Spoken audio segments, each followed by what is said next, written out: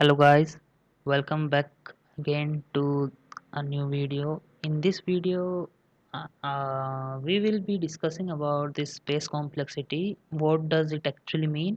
And it will be the continuation for little o and little omega notations which we discussed in the previous video.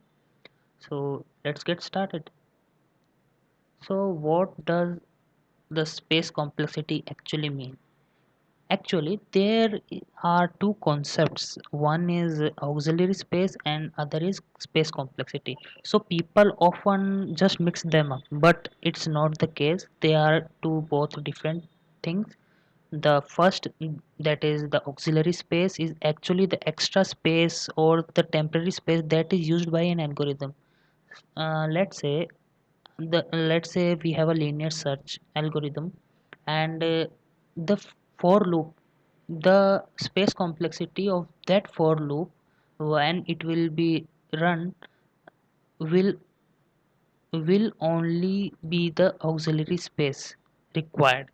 But the space complexity algorithm of any algorithm is actually the total space that has taken by the algorithm which we are running, which means it also considers the input size.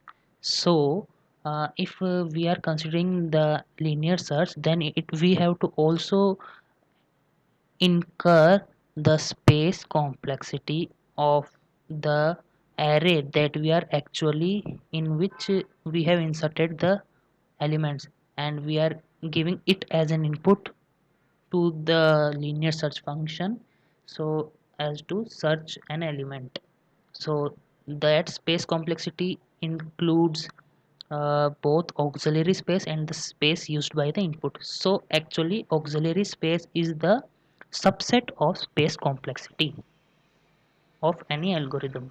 Okay, so let's say we have, and let's in this example, like they have told that auxiliary space is always actually better than the space complexity.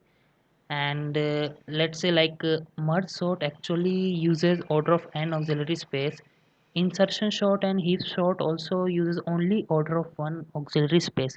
But the space complexity of all these algorithms are or is only order of n. So uh, the space complexity, in the sense you can say that it is a concept that is parallel to the concept of time complexity. So let's say if we have to create an array of n size, so order of n space will be required. And if we want to create a two-dimensional array of size n cross n, so it will be having order of n squared space. So we can see some examples. Let's say we have an example where they are actually getting the sum of the first and natural numbers. Okay, so in this we have to find how much space will this algorithm take. And remember, we are not talking about auxiliary space but talking about the space complexity as a whole. So here you can see that when, let's say, we have given 4 as an input, so first it will be added 4 plus recursively add function will be called here by inputting this 3, so we will be having this 3. Then the stack size will, again we have this actually in the stack of memory. Then in the memory again, when we the 3 is inputted here, so in actually the 3 is input here, so n plus add n minus 1, that is add 2 will be there, up to add 1 and add 0, because when there is add, like when we give input to 0, then it will just return 0.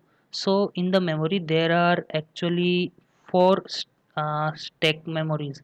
So let's see, these are the stack memories that are actually present until the stack actually backtracks in the algorithm. that is we pop out the last element up to the emptying of the stack.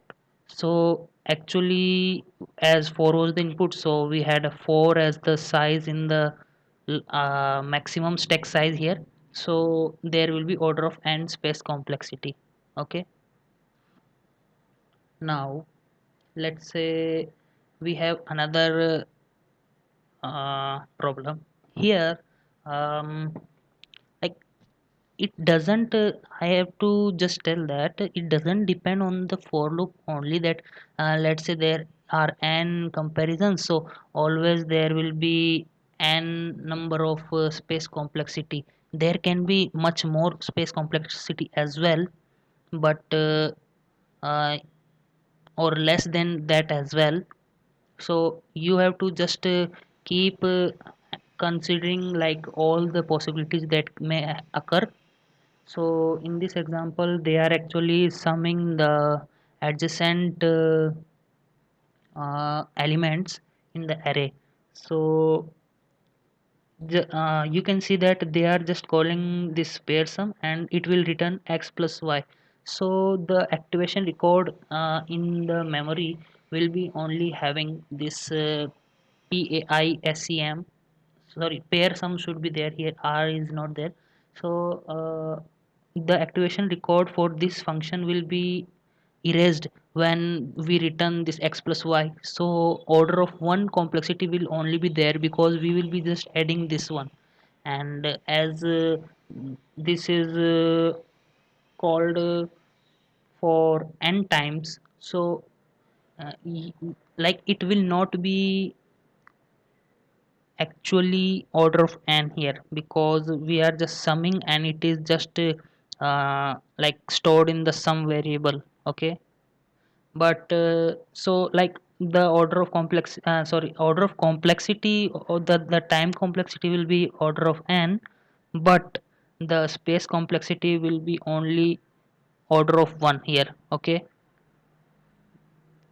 because of this activation record of this function getting deleted whenever we exit this function. Okay, um sorry, this just scrolled up a little bit. So yeah, and so you have to keep these things in mind and practice some questions upon this. If you see this kind of practice questions, you can search on Google. And yeah, we will meet in the next video. Until then, keep learning and keep studying. So thank you very much, guys.